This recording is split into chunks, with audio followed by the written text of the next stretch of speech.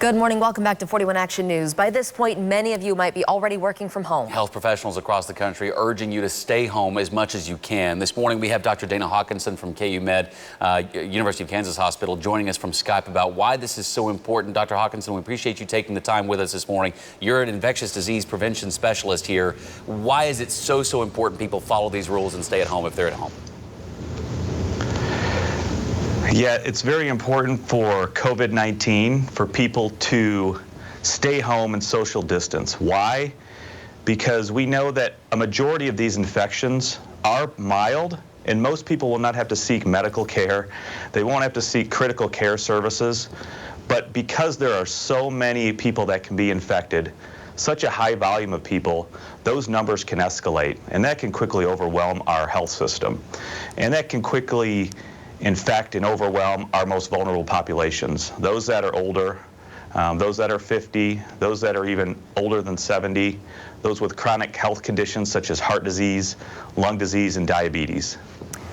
Doctor, can people pass this on when they do not have symptoms? So can people be passing this when they have no idea that they might be sick?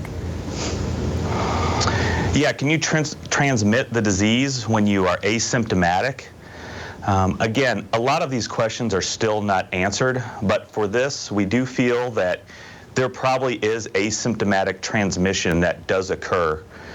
We don't really know how soon or how long before you have symptoms, maybe 1 to 2 days, but certainly there is probably evidence to suggest that there is asymptomatic transmission of this virus.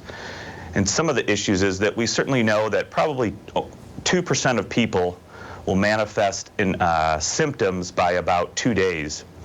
However, by 14 days, we know that probably 98% of people who are infected will start to have symptoms. So it's a very small amount of people that are asymptomatic, who we don't ever transmit symptoms, but certainly we feel that you can probably transmit the infection. We know that you could probably transmit the infection maybe 1 to 2 days prior to having any symptoms at all. Doctor, can you speak to testing at all? We spoke to a man yesterday that just got out of the hospital, even though they feel pretty confident that his test is going to come back positive. It has not yet. Can you talk at all about some of the delay in getting these testing done and why people are able to get these tested and not get results, still go home and go into quarantine? Yeah, as far as testing goes, certainly we know that around the nation there is a backlog, there is a problem around the nation with getting test results. And certainly around here, it is also felt that there's probably community spread. And so really we've kind of focused on not testing patients who are in the outpatient realm, who are just at home or maybe having symptoms, but really trying to focus the testing on people who come into the hospital to see if that is truly what they have, and that's what's bringing them into the hospital. But again, we know around the nation, and there have been many reports about this in a press conference yesterday, that testing is an issue, and getting the tests performed, having the supplies to do the test, and even getting the results. Doctor, we've seen the intense impact from Italy and other parts of the country where you're seeing a lot more cases. How far behind is the Kansas City area? When do you expect us to see a real ramp up in sickness?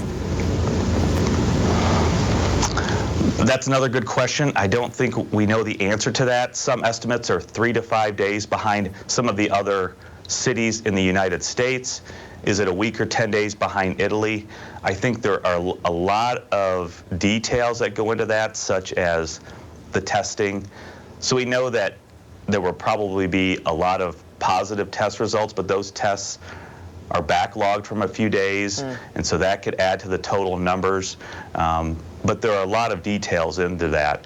And so we're hoping that by adhering to public health guidance, social distancing, we can really try to stop the spread and mitigate the spread of infections to our population, and hopefully try and decrease overall the number of infections and the number of people who are seeking medical care and especially critical care services. And truly staying at home and social distancing. Following directions, absolutely. That's Dr. Dana Hawkinson joining us this morning from University of Kansas Hospital. Dr. Hawkinson, thank you for your time and for the effort you're putting in right now. We appreciate it. Yes, thank you.